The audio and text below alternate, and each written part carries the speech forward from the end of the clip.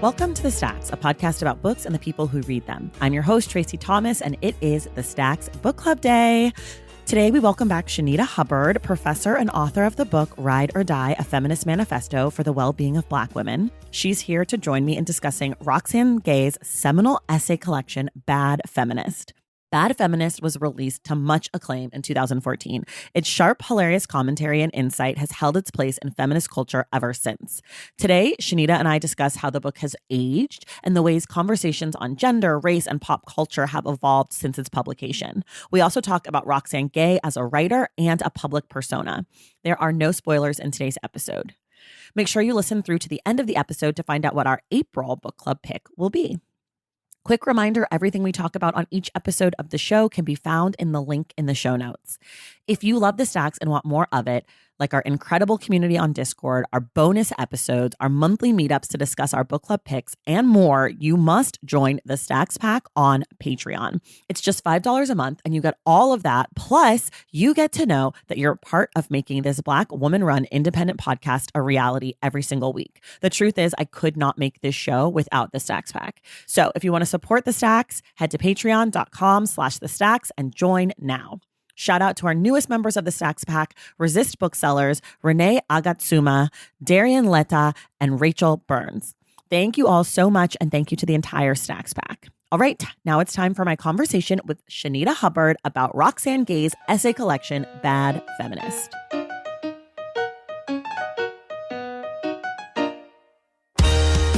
All right, everybody, it is the Stacks Book Club Day. It is our March book club pick, Bad Feminist, Essays by Roxane Gay. And we are joined again by the wonderful Shanita Hubbard, whose book is Ride or Die. Shanita, welcome back. Hi, good to be back.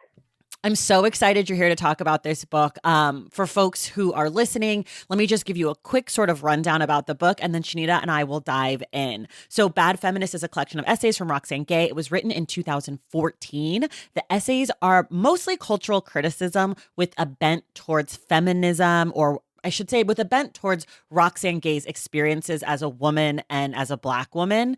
But it's a lot of cultural criticism, I would say, overall. That's sort of the gist. We'll start where we always start, which is generally, what did you think of the book?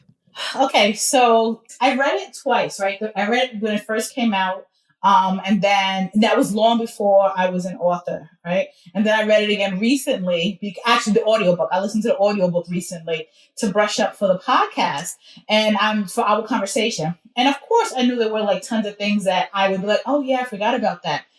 But it shocked me because I'm like, it feels like such a different book to me now at this stage in my life as an author who intentionally centers the most marginalized amongst us in our book. Like I'm intentional about centering Black women, and I'm also intentional about centering queer Black women and trans Black women, right? So it was a different experience to me at this stage in my life. Yeah. So here's my big takeaway. I had never read this book. So this was my first time reading a book that people talk about all of the time. I mean, it's like Roxane Gay, Bad Feminist. Like, it's like that's what people know her as, right? And so I was thinking I was going to pick up this book and it was going to be sort of like not the same as, but sort of like Sister Outsider in the sense that like what was in the book would stand the test of time. And I didn't realize how much this book was about pop culture references. So I didn't realize how much of this book was going to feel dated just from the references, you know, like just from the things she was talking about. And I think like her writing has gotten better over the last 9 years. I think that my own understanding of feminism and it's like what you're talking to about being like a Black woman and feminism has grown so much beyond what's in this book. And that's not to take away that I actually think a lot of the reason why that's happened is because of this book and like because people have been able to have these conversations and have been having them for the last 9 years through the lens of this book.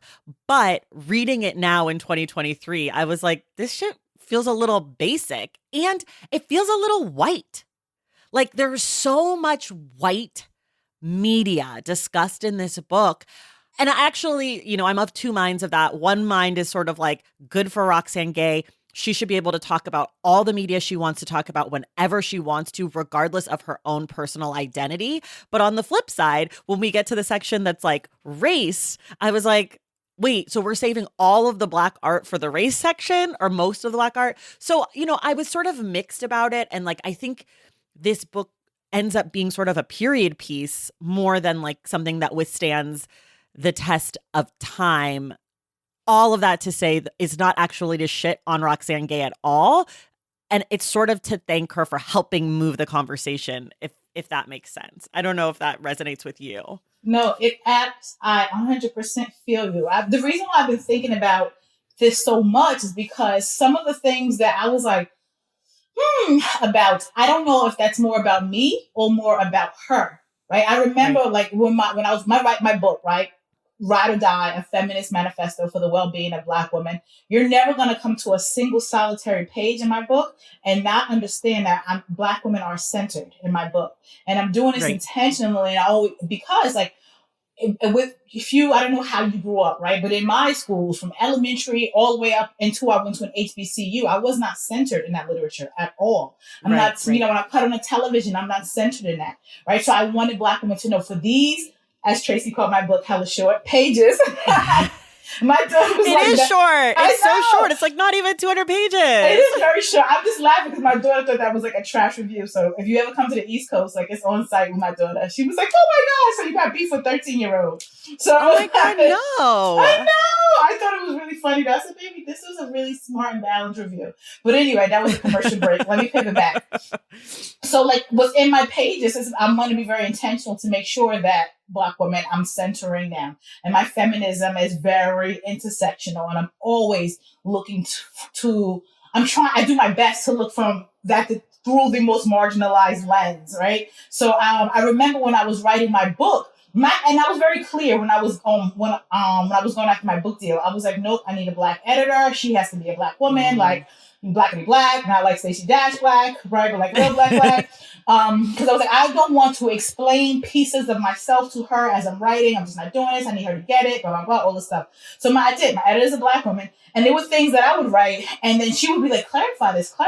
And I would kept saying, I am not writing a book with little notes in it for white women. I'm just not doing it. And then she would push back, and she was like, Shanita, I'm a Black woman. I don't even know what this means. She was like, there's going to be, and it's ironic, but she was like, there's going to be Black women who are not from New York or not from LA, or maybe they're from middle America and they want to understand and connect. That doesn't make them less Black. They just means they don't, they had a different experience as a Black woman than you, right? But they still want to, I'm like, oh, okay. So whenever I did clarify, I was writing, when I was writing for the Black woman in like middle America that might not get it, right? Yeah. So as I'm reading her book, I was like, okay, like, how can I explain this? Like, Roxane Gay, like we have vastly different backgrounds. Like, for example, in my book, I talked about, while most of my peers were devouring Sweet Valley High books with like Jessica and Elizabeth. I mean, yes, I was reading those, but I was also getting busy with Donald Goines' book, right? So I'm just like and Roxane Gay, when she's talking about her love, how much she really loves like that Sweet Valley High books, like a big fan. Like, so our backgrounds are very different in a lot of different ways. So I had to, so when she did make a lot of references that I don't understand, I'm like, girl, I don't even watch these shows. I don't get it. It's hard for me to follow. I never even heard of some of this stuff. So I remember thinking, I was like, is she talking to white women? And am I supposed to get in where I fit in and wait to the end? Like, is she specifically talking to me? Because I like to know that you're specifically talking to me, because that's not the case in media. That's not the case in most literature. So I'm just like, am I supposed to get in where I fit in, right? If she's specifically talking to me, is this book for, like white women and maybe me as parenthetically, whatever, just by the way. But when I said, I don't know if this was me or her, right? Why I was struggling with that, because I think as much as I say Black women, we're not a monolith. We're not a monolith. I have to remember that we're not a monolith. Like, her writing and her shows and everything is different because that's her experience. That's who she is. But she still experiences the world, navigates the world as a Black woman, the same way I do, right? So I was just like, okay, so these are the things that I'm thankful for that, because it helped me to like flush out how I was feeling about that. But I certainly, and again, my preference are still, like when you ask me about who are some of my favorite books, I love the reason why, Joan Morgan was my, still is like one of my favorites. Like I need to know that you're not just talking to me as a Black woman, you're talking to me as a Black woman from the hood that grew up listening to this, like really specific. That's what I like. And that's just my preference. Right. Yeah, no, I think it's interesting to think about audience with this book also because so many of these pieces were published in other outlets before they were put into this book. So she was writing for the Rumpus or she was writing for the Washington Post a review of a movie. And that's a totally different audience than, whoever she then intends to read Bad Feminist.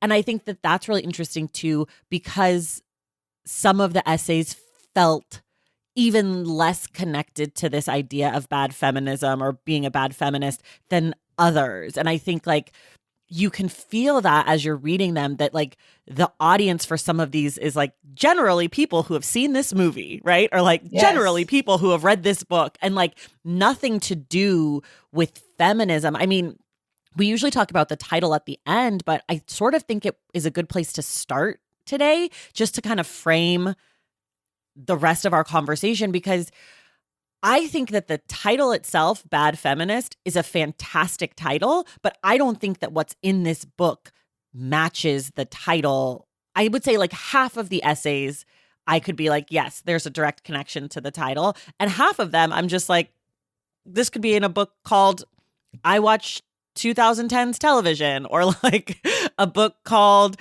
Roxane Gay Tells You About Culture. Like it had nothing to do with feminism except for that she is a self-proclaimed bad feminist. So I don't know what your thoughts were on like just the title.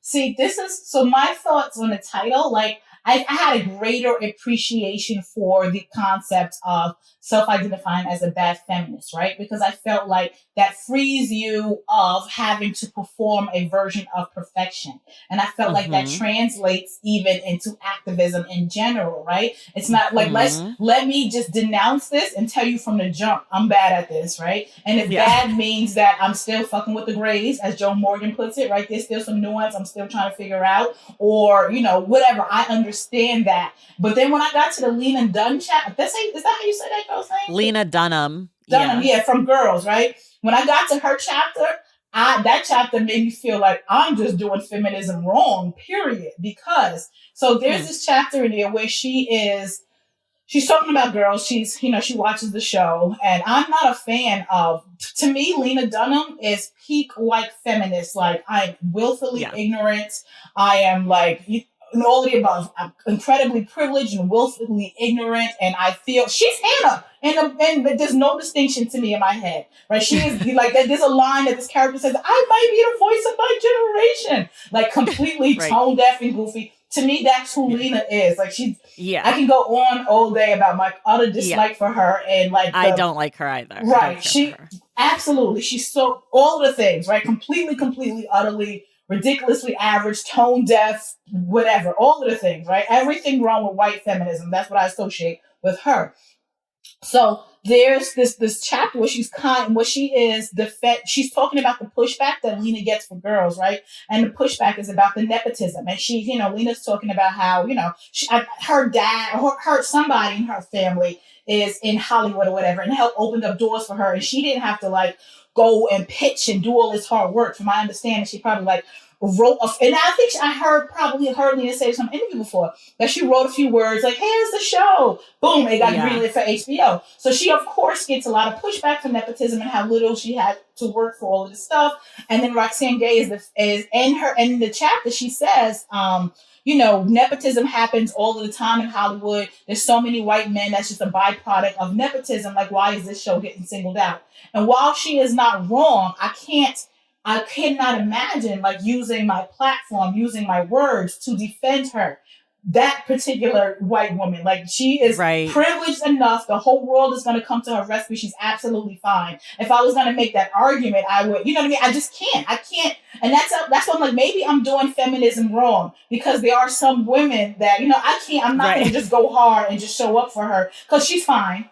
The whole world is going to show up for her. She's good, right? So I was just like, oh. So I was like, damn, maybe I'm doing this shit wrong because I ain't got it in me to defend her. But I sort of felt like in that essay, what she was also saying was like, we shouldn't single out Lena Dunham for doing the same shit that everyone else is doing and that the whole industry is, which I sort of get because sometimes like I'll read a book and people will be like, this book is like, it's a book about parenting. And then people will be like, but it's only about white parenting. And I'm like, right. But if this white woman wrote a book about Black parenting, you would be fucking mad about that. And I would be too. Mm-hmm. And like, there's part of me that's just like, Lena Dunham, you're a privileged little white girl who's had everything handed to you, and you think you're so subversive, but you're not. You're basic as fuck. And you just stay in that lane because the second she tries to like depict Black people or whatever, it's on site, right? Like, it's just like, no, Lena, don't put him in the show. Like, stay away. So like, I do think that's a little bit of like what Roxane Gay's saying is like, people are demanding that Lena Dunham's version of Brooklyn look like X, Y, and Z. And like, why? Like, why should she be the one who has to do it when no one else is? Which, I'm again, two minds because I hear you. It's like, why would you use your platform to be like, it's okay for white people to just do white shit? But I sort of feel that way. Like, it's how I feel about The Bachelor. I'm like, I hate when they have Black leads on The Bachelor because I don't want to deal with race on The Bachelor. I want to deal with peak white mess. I want to deal with sloppy drunk people saying stupid shit and telling someone they've known for a week that they're in love. I don't want to deal with blackface. I don't want to deal with allegations of having gone to this and that party. Like, so for me, it's like, I would never defend Lena Dunham personally, but I also am not really asking Lena Dunham for more. I'm sort of just asking that Lena Dunham doesn't have to exist in Hollywood anymore, which is kind of now where we are. And it's like a much better place for me. But to your original point, it does make me question, like, am I a feminist? Am I a bad one? Am I a good one? Because it's not even just her, right?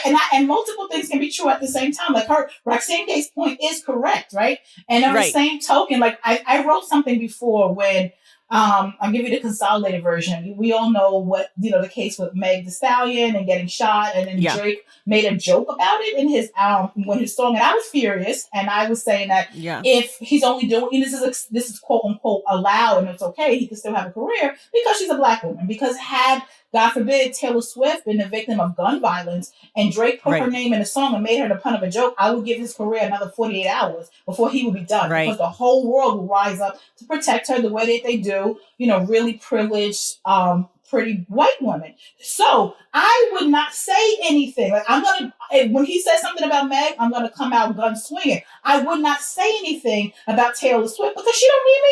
Trust me. Right. You know what I'm saying? She does not need me to say anything. She's well protected. She's completely fine. That's just me. Like, when you have this level of privilege as this white woman with this level of privilege, I don't have it in me to like stand up and just use, whether it's my words, whether it's a tweet, whether it's anything, because you don't need me, you're fine. So when I was like, damn.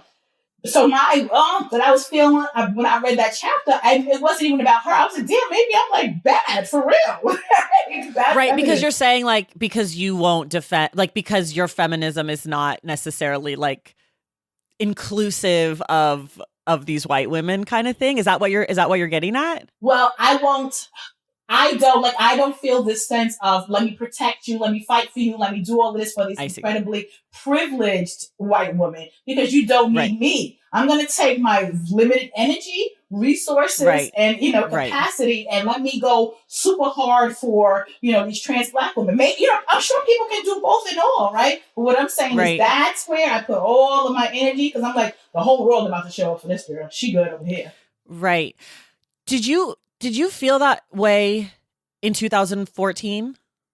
And no, in 2014, I did not, right? I was like, these are the things that I had in common, that these are the things that were consistent when I read it now. And when I read it in 2014, I'm like, wow, she's incredibly smart.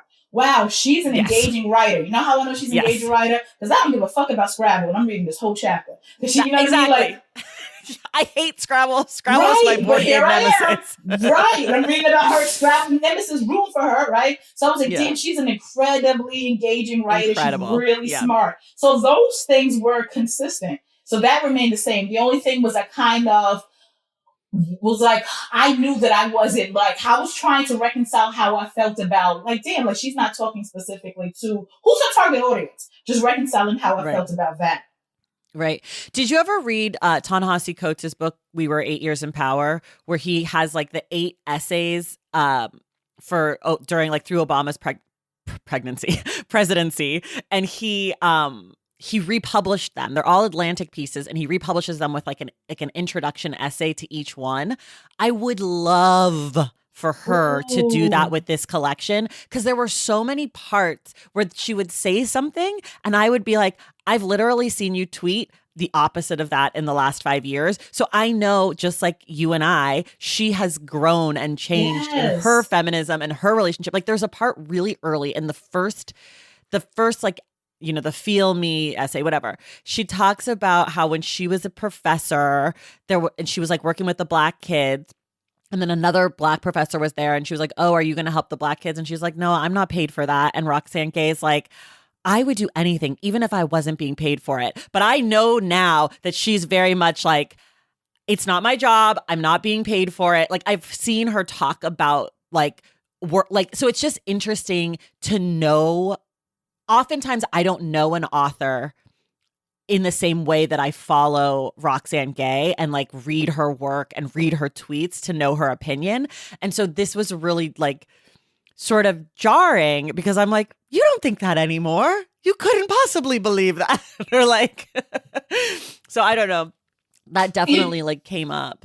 You know what? And this is why things like that make me appreciate the title even more, right? Because when I read Bad Feminism, like I'm reading it as I'm still evolving and figuring this shit out, but I'm here, right? So I would love a book like that too, because of course we all still evolve and like figure this shit out.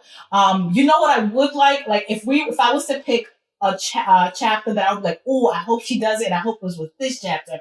I can't remember, like I said, because it was the audio book, but it was about it was one of the chapters that was about sexual violence, and she was calling out this particular reporter. I have the stuff. The casual language of sexual violence. That one about the little girl who was raped. Yes, by like 11 18. Grown men. Yes, or 18. Yes, grown. 18. Yeah. Yes, very grown men, and she was calling out the New York Times for the way they actually, you know, when according to her book, was they framed it as, oh my gosh, how is this poor little town gonna survive this horrific event? Oh, this poor little town, as opposed to and I think she said that and I think she said they only used the word rape one time, right? So she was really like, you know, calling them, she was letting them have it for that, and I love that she dropped names, like who the reporter was and everything, and I love that she did that, and I love that she was hello, it's an 11-year-old fucking child and this is rape, and he's saying this poor town. I would have loved for that essay to talk about the intersection. You know, I would love to be more intersectional, right? So like, I don't know if that girl, the little girl she's talking about, is white or Black, and of course it doesn't matter. But I'll show for white kids though, right? I'll go for white kids. Right? She still deserves Roxane Gay's protection, but I also would have loved to include how much more this happens when the little girls are Black or brown. Like really break this down, like how it's underreported. Talk about the adultification of Black girls, right? That's what I was looking for, right? So then, again, it took me a really long time to get through this because I was wrestling with it. I was like, okay, I'm looking for her to be me. I'm looking for my voice and her words. That's how I would have written. That's what I was looking for. I see. Yeah. That was one of my favorite essays in the whole book, actually. That was hands down my favorite.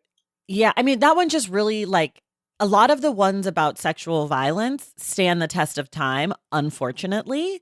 But what I thought was really interesting, so, you know, she's so specific about language, and it's something she sort of talks about throughout the collection. But one of the things that I thought was really interesting about this, and this is not me defending any of the rapists, but she refers to them all as men. And then we find out in the last section that some of them were boys. They were middle schoolers. And I thought that was really interesting that she chose to refer to them as men when some of them were also children. Not that it makes it any better what they did, but it's different.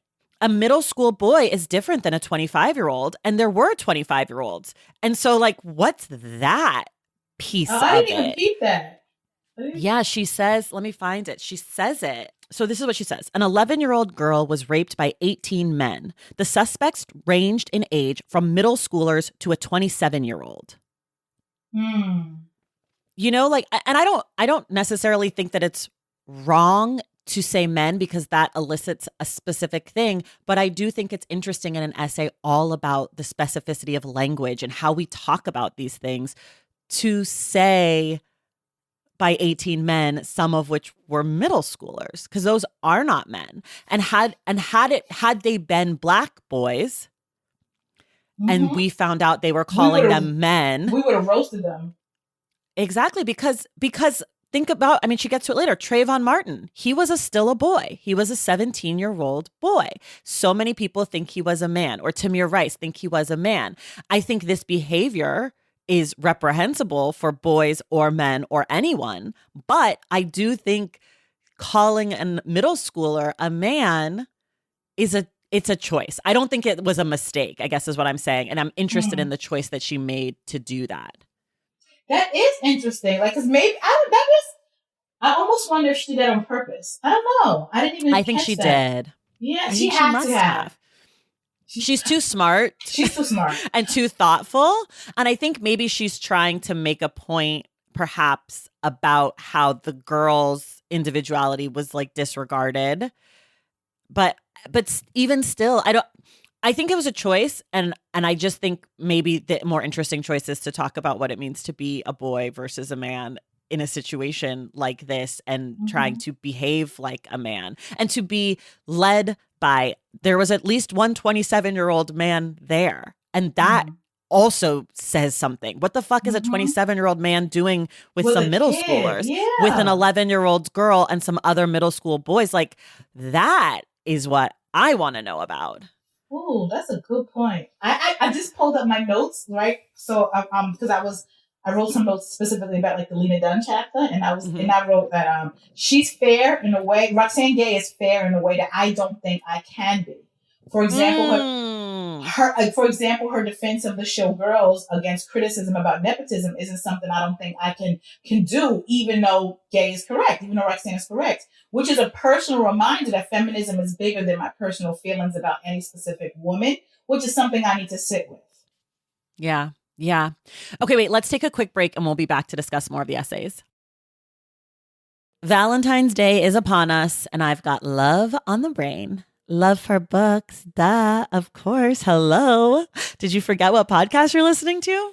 I love bringing you all great reads, exclusive author interviews, and behind the scenes book gossip. But I can only do that with your support over on Patreon and Substack. Our Stacks Patreon community, also known as the Stacks Pack, is where you can go for book club meetups, a private, very active Discord, and a year-long mega reading challenge to help you achieve all your reading goals. Plus, you also get that monthly bonus episode. Now, over on the Substack, you can subscribe to my newsletter, Unstacked, where I keep the book conversations going. I also give you a healthy dose of sports and pop culture, definitely some hot takes happening over there. And again, that bonus episode. If you don't have a few dollars to spare, don't worry. There are free options on the Substack and the Patreon to get you a little extra Stacks magic. Making this podcast is a total team effort, and by supporting my Patreon and my Substack, you allow me to support my amazing team that makes the show possible every single week. So if you or your friends are looking to meet other book lovers and support this indie podcast, come hang out with me on Patreon, Substack, or both. I would love to have you. And since we're talking about love, you can gift subscriptions to the Patreon and the Substack for that special reader in your life. For the Stacks Pack, head to patreon.com/thestacks. And for the newsletter, head to tracythomas.substack.com. And also, there are links to both in the show notes. Okay, see you in the Stacks. Okay, we're back. There were two essays for me that we don't have to spend a lot of time, but there were two essays for me that I absolutely hated. Just could not possibly get my brain into. I actually had to switch over to the audiobook for one because I kept just being like, I can't keep reading this. It was the Garish Glorious Spectacle, the one about the green girl. Do you remember that one? Yes. I just hated it. I don't even have anything smart to say. I just was like, I'm bored. I have no idea what a green girl is. I have no idea what the point of this essay was. I hated it. And then the other one I hated came later. And I think I hated it because it felt so dated. But it was towards the end, it was the politics of respectability one. Mm-hmm. And just those two for me, I like. Everything else, I could pull something at least interesting to think about or reflect on, even if it was just like a reflection on the changing of the time. But those two, I was just like, no, thank you. And in a collection with that many essays, I sort of feel like that's impressive to only have two that were really just like terrible because I hate everything. So I don't know if you had any like least favorites. With Green Girl, because it was that essay where I said, I don't know if I'm the target audience. I don't even know what the fuck she's talking about. What is this? Like I had I was completely lost, like completely. Like I was trying, and so I listened to it again. I said, I don't know. I don't know what this is. I said, I don't know. And I said, you know what? I guess if imagine someone reading my book and they've like never heard any of these hip hop references and don't kind of get it. And like, so I can imagine, there's some people that's probably feel that way reading my book too. But I was just like, oh, I'm lost as fuck. I don't know what this is. I think I let it play. I can't tell you anything about that chapter because I don't understand. Well, so the crazy thing is, okay, I didn't know what a green girl was, but I have read the Joan Didion book that she was talking about. And I was literally like, I don't even know what you're talking about. And I've read this book. Like that essay for me was just like a no thank you moment. However, the politics of respectability, I did not like that one. But 2 essays later, when she has the one that's like the alienable rights of women, it was like about abortion. That essay could have been written yesterday. It felt, I mean, it's unfortunate because it's about abortion, but it was like such a reminder, like last year when Roe was, potentially going to be overturned and it was being heard by the Supreme Court and all this stuff. And so many people, this is very generalization, but so many people were like, how could this happen? Like, I can't believe Trump appointed a Supreme Court justice and now here we are, right? And as I was reading this essay, I was like, that's such revisionist history because we've known Roe was a goner for at least as long as this essay exists. Like we've been seeing them chip away and like going back and revisiting this moment in time. I was like, wow, this essay was ahead of its time at the time, but also totally reflected what was going on and is a reminder to us now to like pay attention to these little things. Like I'm thinking about these moments with Ron DeSantis and all these Republicans and trans rights and trans and drag queens and how it's like these little, we're going to get rid of drag story time. And now it's like, we're going to ban drag people who do drag or transgender people in public. And like, it's these little chipping away moments that all of a sudden you look back and Roe's gone, right? Like all of a sudden you look at some of the things that were said 5 or 10 years ago about trans people or drag queens, and now we're at a place where it's illegal to do it in public in places. Like that's not a little thing anymore. Now we're at a big, fucked up thing. Tracy, I remember like the only thing I disliked about that article is that it's so fucking evergreen. I was like, oh my gosh, is this article? I'm not article essay. I would love for that essay to feel dated. You know what I mean? I wish to goodness it was. So I was just like, oh my gosh, yes, that it looks like if that felt like she could have written that 48 hours ago. Exactly. There's one part in that essay where she talks about like, should doctors collectively be pushing back? And the one thing that I thought about that point, which felt so naive in the context of the rest of the essay, is like, the problem is a lot of doctors don't want Roe. Like a lot of doctors, and we see that now, obviously COVID has changed, I think, the way that a lot of people think about doctors. I think there used to be a respect for the profession that was like, doctors believe in science and they don't believe in politics. And I think we're seeing now that people are realizing that doctors do believe in politics. My husband is an OBGYN. And so a lot of my girlfriends will come to him about pregnancy related things or whatever. And I remember maybe like 8 years ago, a friend of ours who was pregnant in Georgia, her doctor was giving her like wild advice that was so political and so specific to the doctor's opinions, like about pregnancy, like screening tests to screen for whatever chromosomal issues or things that might make a pregnancy not viable. And he didn't want to do that for her. And he said he wouldn't do it for her. And that, she had to do like all of these things that now, of course, we're hearing about this with Roe. But I think people don't realize that just because you're a doctor doesn't mean you believe in the science, or that you don't also have religious opinions or social opinions about gender or sexuality I think it's like, I love doctors, I respect doctors, but I don't love and respect all doctors. And I recognize that some doctors are violent, they are abusive, they are controlling, and they can do terrible things for people.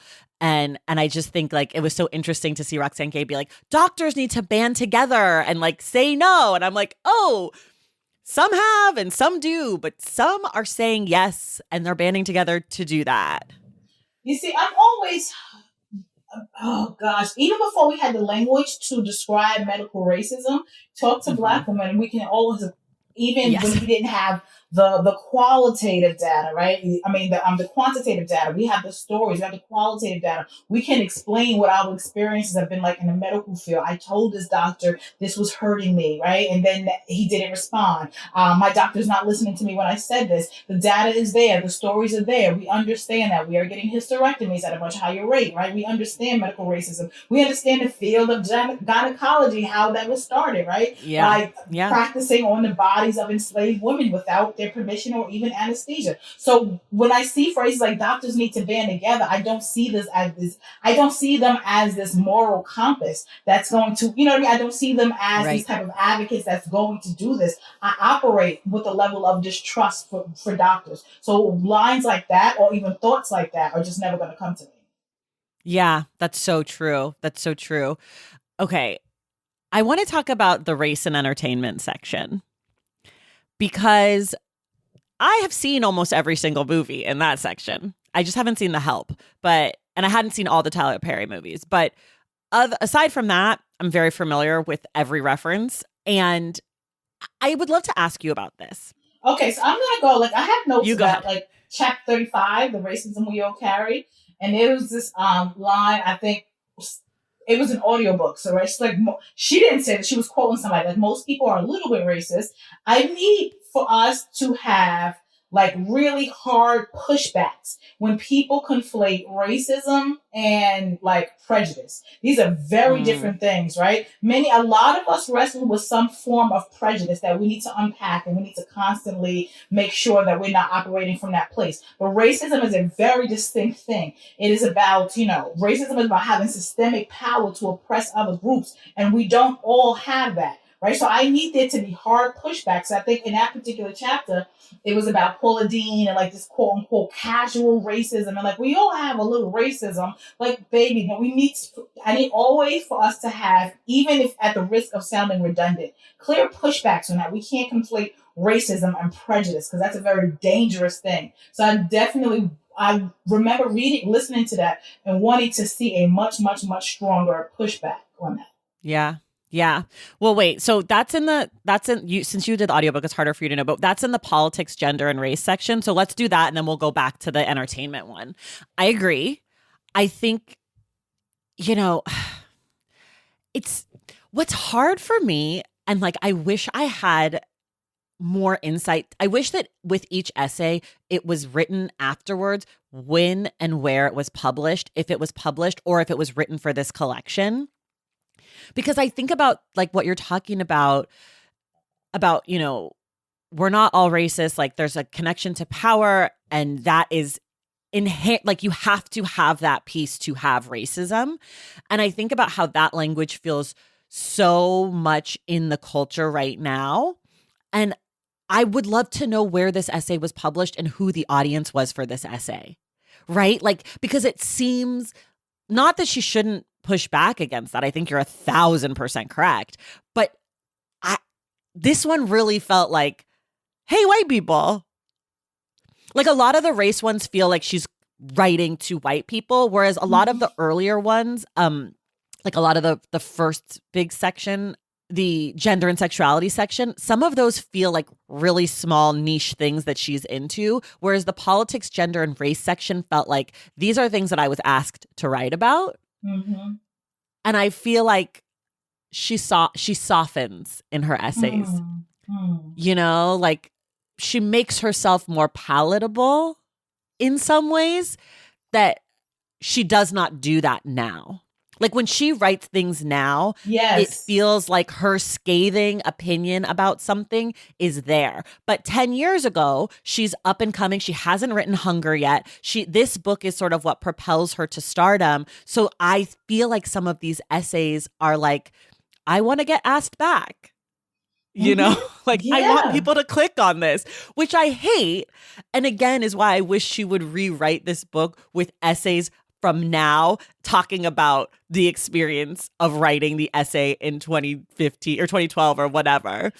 You are absolutely like, because like even her, like exactly what you said, not even just her writing, but even her tweets, like she comes out swinging when she's talking about sexual violence. And after reading Hunger, maybe this is more context or whatever, but when she's talking about sexual violence, baby, she holds no bars. She comes out swinging. None. She's aiming for your neck. She does not care if it's palpable. She does, she's coming out swinging, and that's it. She's dropping names. Like she's saying, this writer McKinley in the New York Times, the paper of record. Yes. She's holding no bars. She's calling people on their shit. And that's how hard I want her to come when she's talking about race. I want it to come just as that fucking hard. So when it doesn't feel like that for me, it makes me wonder, like, well, who are you talking to? Like, you know what I mean? Because that's how I want her to. But then again, I'm just like, but one of the reasons why I struggle with it, because I'm just like, I can't, like, I'm not, that's how I would write it. Roxane Gay is Roxane Gay. Dope ass, phenomenal Roxane Gay, and I'm still dope ass Shanita in my own lane, but we have very distinct voices. So, but that's the thing. I like when you're talking about race, hit hard, shoot from the hip, empty the fucking clip, don't leave nothing there, like go super hard. And that's what she does with sexual violence. I just want her to do this. I wish that I felt the same, like, about the pieces about race in the book. And I feel like now, the cultural conversation around race has gotten to a point where many more Black folks feel comfortable having that energy in a way that, I mean, I was in 2014, 10 years ago, I was 26. So I was still young. Like I wasn't doing any of this stuff, but I certainly didn't feel comfortable talking about race in the way that I do now, just being like, this is wrong, like incorrect, you're an idiot. And I feel like sexual violence, though, sort of always feels like a thing, maybe not always, but sort of feels like an easier thing to be like, this is bad, where 10 years ago, in 2020, white people discovered racism. So we're working off 3 years of being able to have these conversations. True. Whereas I agree with you. I wish that she came out with her full Roxane gayness and all of this. But I also am like thinking of the time and thinking of like, if this is going to be published somewhere, like some editor is going to say, like, I just want to know. I want to know the backstory to some of these because they don't feel fully Roxane Gay. But also, again, I think she's probably grown into her thinking in addition to all of us growing into our thinking and just being like, you know what, we're not going to tiptoe around race anymore. We're just going to fucking say it to your face. And if you don't like it, fine. But also another part to add on to that is the amount of internet harassment she gets. Yes. I wonder how much she makes herself, like what she chooses to take on in her full sense because she knows incoming hate. Like two things about that, because also keeping in mind, like she wrote, this is a much older collection. So I'm reading this, when I was listening to this now, I'm listening to it with I'm kind of like through the lens of the Roxane Gay that I've gotten to know. I don't know her person. I'm talking about through her work, right? So I'm talking about the Roxane Gay who I remember, like, she pulled her I thought this was the most badass shit. She pulled her book from Simon and Schuster when they signed that racist ass guy, I can't remember his name. So they signed this racist bullshit guy, this trash ass guy, and she pulled her book from them. And then I was like, yo, that's badass as fuck. And then another time when it was like a a New York Times huge, massive ass literary event, and she was going to be there on stage speaking, and it was also going to have Steve Bannon on it. She refused to go. So I've seen her, come out swinging heavy, hard, right? And so, she pulled her podcast from Spotify. Yes. Over Joe Rogan. And the racist guy you're talking about is Milo Yiannopoulos or whatever, that guy. Yep. Mm-hmm. Yeah.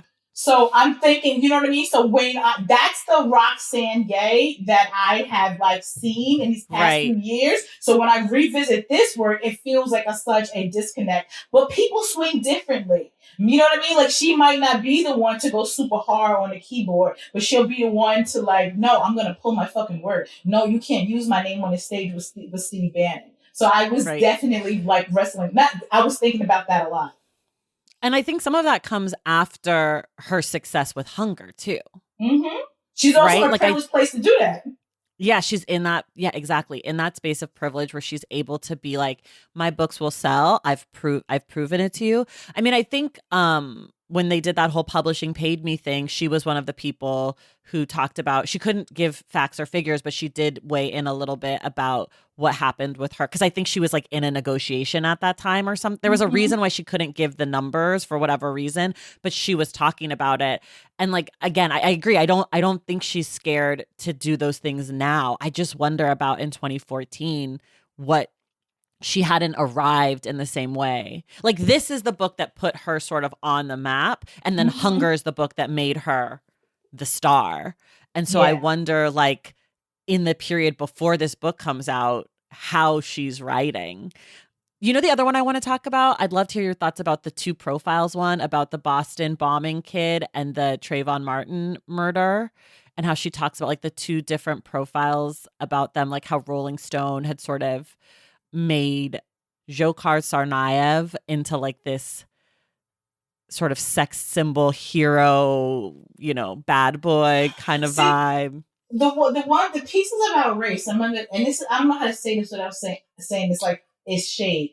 I stopped reading some of the or listening to some of the pieces about race only because I was trying to figure out why I was feeling so strongly about it, right? I was trying to reconcile I'm going to spin the block and I'm going to listen to it again, but because it felt like such a disconnect for me and it felt so different for me and I was trying to figure that piece out because like I said, this is the Roxane Gay that I've, seen her publicly oh, hell no, I'm going to pull my book. I'm going to do this. So when she wasn't coming, with that fire, I was like, oh gosh. And I pull away when I feel like it's a book about race and you're not talking to me. I hate that. Right. I don't want to. Do you feel like this is a book about race? No. I was saying that in general, when you're writing a piece and it's something about race and I feel like you're not talking to me, I pull back. So I was like, I had to skip those chapters and figure and kind of reconcile my own feelings about it. And this conversation helped because you said something really important. She's also incredibly high profile, right? It's even back then, right? So and talking about the visceral and the fucking ridiculous ass attacks you get from just racist ass pieces of shit or whatever. So there's a very big difference for me if I say something, right, in my book, or if I tweet something, versus if she could say the same exact thing. She's going to be attacked mercifully just because more people are going to read it. She's far more visible. So some of those things I had to step away from because remember I told you before in the last podcast, it takes me a long time to get through it because these are the things that I'm sitting with and thinking about. Yeah. I want to switch back to the race and entertainment ones because this was my favorite section of the book because I had the most thoughts about it, I think. Mostly because I've seen a lot of the things that she talked about. And I want to talk about the 12 Years a Slave one specifically. It's beyond the struggle narrative. And I think, reading this in 2023 and thinking about the ways that there was this call for Black joy and happy Black stories and all of this stuff in the recent past, this essay feels ahead of its time in some ways. But also, I have fully come around on the Black joy thing, and I actually now hate that call because I think that it's a call to make white people comfortable with to get to choose what kind of Black stories they want to read, as opposed to us telling our stories how we want to tell them. So to say that, oh, well, we want to read Black joy, so we don't want to read about slavery, or we want to read Black joy, so we don't want to read about abuse, or we don't want to read about incarceration, because that's not all Black people are. And like this whole, so that was like what was coursing through my brain as I'm reading this essay in 2023. Even though I can recognize that this call for going beyond the struggle narrative was totally fresh in 2014. But now I'm like, I don't know. We did do slavery. Like Solomon Northup was sold back into slavery for 12 years. And that story needs to be told. And I did not know that story when that movie came out. And I did not know a lot of that stuff. And so it was that was one that really gave me pause of like, how do I feel about this? And how do I contextualize this in 2014? See, I felt differently with that chapter, with that essay, because I felt like, wow, she's so far ahead of the curve. I actually read the article that you sent me when she was being interviewed, and I'm paraphrasing here, and she's talking about not be careful about, how the audience, and not even just the audience, it's the white publishers, it's the white industry, how they want to consume and devour our trauma. Right. And when you're writing and you have to go, and when you're just creating, right, and you have to go back to these places and for you, like, what is that doing to your body and your mind? And, for that to happen, and people crave this sensation to consume our trauma. So I felt like she was really ahead of the time. I think there's space and there's room for all of this in this conversation, right? Multiple things can be true at the same time. But that was something I want to speak for myself, wasn't even thinking about in 2014. So like rereading this, I was like, yo, damn, she really was like this right here. Way ahead of the time, because there is something so profound to that. Like a lot of it is, and I think for me, the whole Black joy, we want to see more joy. I think it was a pushback for this whole, it was almost like they wanted to, the way that it feels like, okay, as a Black writer, because there was a time where I was doing like a whole lot of freelancing, right? So if I was to write, whether it's for the New York Times, the Huffington Post, or whatever, right? If I was, and especially like around the Me Too movement. So I wrote this piece about, the Me Too movement from an intersectional lens, about how complicated it is for Black women to say Me Too when their offender is also, a Black man. And then it gets even more complicated if he's like powerful or whatever. And like when those are my topic, white editors always want to push me. Can you share a personal story? Can you go there? And even if I do have it, I'm like, yeah, I don't, I can't really go there, try, right? So there's this really strong push for us to just present the world with our trauma to consume, regardless of what that does to the artist. So this whole Black joy narrative, I interpret it as a pushback to that. So I really read that from like the artist or just creative perspective. So I was like, yeah, that was dope. She was ahead of the time. Yeah, I totally hear that from the artist and creative perspective. I think what I'm talking about is from the consumer perspective of this thing of like the industry being like, because I get all these pitch emails about books constantly from publicists, from the publishers, and the marketing teams write the blurbs. It's not coming from the author, and you don't know this yet, but listeners will know. I had Joseph Earl Thomas on, who wrote a book called Sink, which is his memoir of his childhood in South Philly, maybe North Philly. I can't remember. Just say his childhood in Philly. And it's a really brutal story. And he suffered a lot of trauma and a lot of abuse.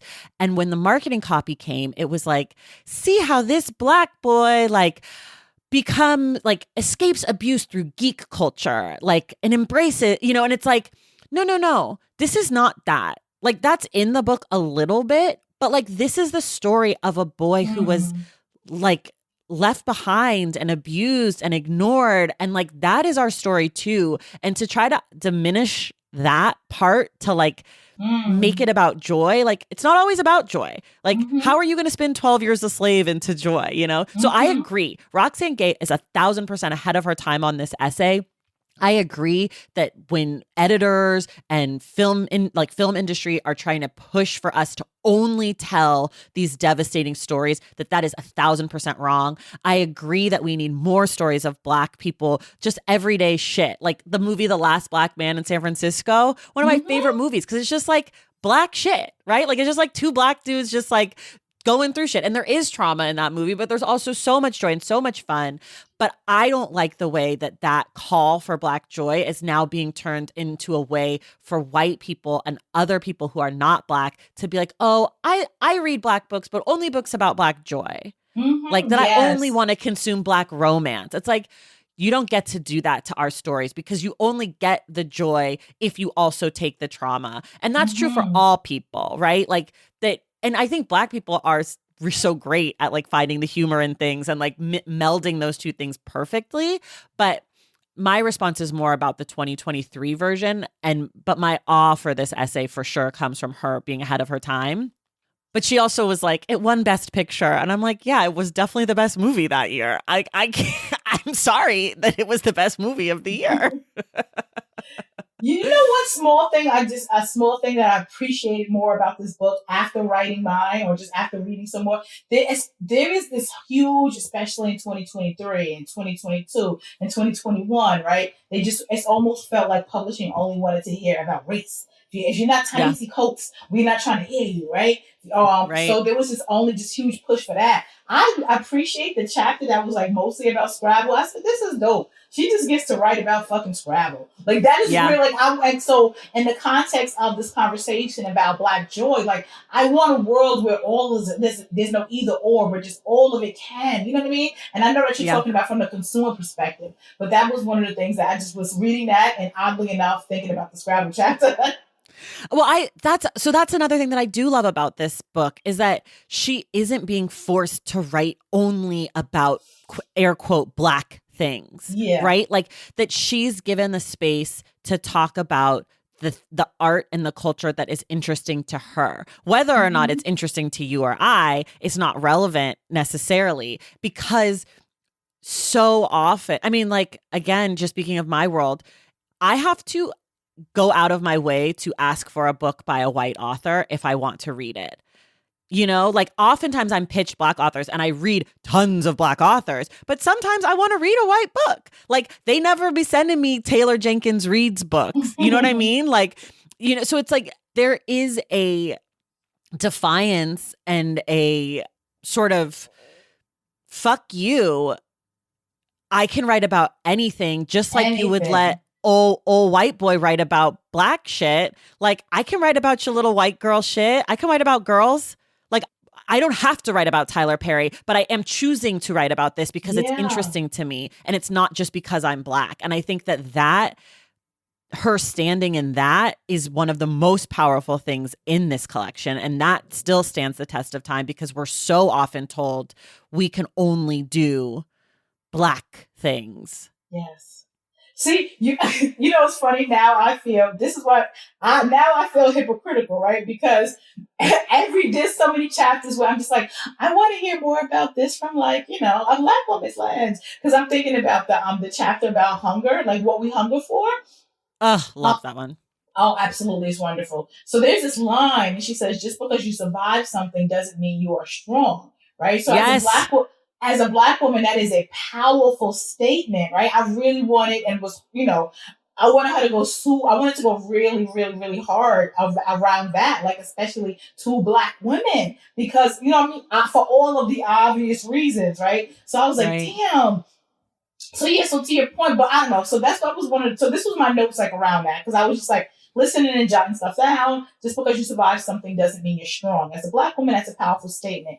You think you're alone until you find books about girls that look like you. This is something she also said in this chapter. But for me, this is why it's so important for us to show up as who we truly are. It's so important for us to always center the most marginalized among us, right? So I wanted that chapter to talk more specifically about the cultural aspect of that, because because we exist in a world where my whole book is about contending against this whole ride or die strong Black women trope. So I wanted to see more of that. I thought she was going to go harder than that. Yeah. it's so interesting. I totally hear you, and I agree. I love that one. I love Hunger Games. I'm a big Katniss fan. That was very much my shit, and so I really just love that I never essay. saw that before in my life. I was like, this whole collection is losing me. I don't know these pop culture references. Okay, I have to say this. You have to read Hunger Games with your daughter. It is so good. It is like, I do not fuck around with fantasy, sci-fi really at all. I do not really fuck with YA that much at all. I devoured those books. My best friend bought me a Hunger Games pin that I still have. I went to the movie theater on open. Like, I just found it. I'm with her 1,000. Katniss for president. I'm gonna read. How many books are in it? Is it like a trilogy? It's 3 books. It's 3 books, but there's a new like prequel that I haven't read, which I probably won't read. But there is a new prequel that came out like a year or 2 ago, and then there's 4 movies. They turned the 3rd book into 2 movies. You know how they sometimes do that. Yeah. But I loved it. I love it. We're basically out of time. Oh my gosh. We talked about the title already. We didn't really talk about the cover. Do you have any thoughts about this cover? It's just the text, and then it says Bad Feminist in pink. It says Roxane Gay in black, and it has some pink lines, and it's pretty basic. Yeah, it is, but I thought it was because I remember the end of it. She's wrapping it up, and she's talking about she circles back to Bad Feminist, and she does talk about that. She was like, I love pink. That's one of my favorite colors. I used to say black because I thought that was the edgiest thing to do. So I feel like the whole pink and black was really intentional, like really owning her shit, like driving home that point of it. Like, I'm a fucking bad feminist and fucking with the grays and talking about like all these nuances and pushing back on these really basic, mediocre concepts of what the world defines as feminism. So I actually like that. I was like, oh, this is cute. Yeah, I love the Easter egg. And I think that it also, like, the writing, the font and everything makes it look like it's like, from the newspaper or something. So it's fine. It's not like a super catchy cover, but it does not offend me in any way, which is also rare. Like, I like it. I think it's fine. I think it holds up. I think it's actually sort of intriguing. And I think, like, just to kind of end on this conversation about the title, just because that's kind of where we've ended up again, I think this idea of a bad feminist is something that I love. I relate to it. I have talked about being a bad mom, how I just tell people I'm a bad mom up front. So then when I do something bad, you don't have to hate me. Though I have received pushback from parenting people who have told me to say I'm a good enough mom. But you know what? Same difference. Good enough, bad. I'm not a great mom, and I'm not a great feminist, and I'm not a great Black person. And I'm just doing the best that I can. And I relate to that because I think disarming people and saying all of that.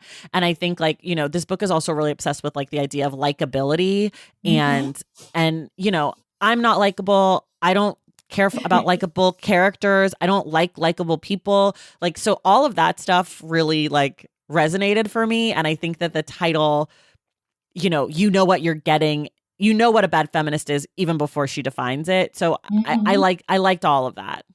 I loved all of that. And actually, I pulled a quote from the article that you sent me, and I'm like, yep, this is it right here. If good feminism... It's the article from The Guardian for people. I'll link to it in the show notes. But yes, go ahead.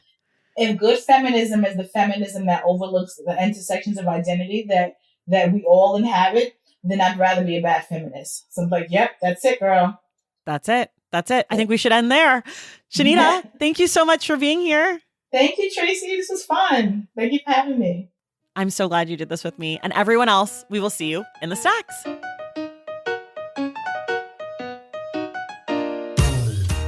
All right, y'all, that does it for us today. Thank you so much for listening. And thank you again to Shanita Hubbard for being our guest. It is now time for the announcement of our April book club pick. In honor of National Poetry Month, we will be reading Ross Gay's 2015 collection, Catalog of Unabashed Gratitude. It's an ode to love, loss, gardens, and all that nourishes us. Listen to next week's episode to find out who our guest will be for our April 26th discussion. If you love the show and want inside access to it, head to patreon.com/thestacks and join the Stacks Pack.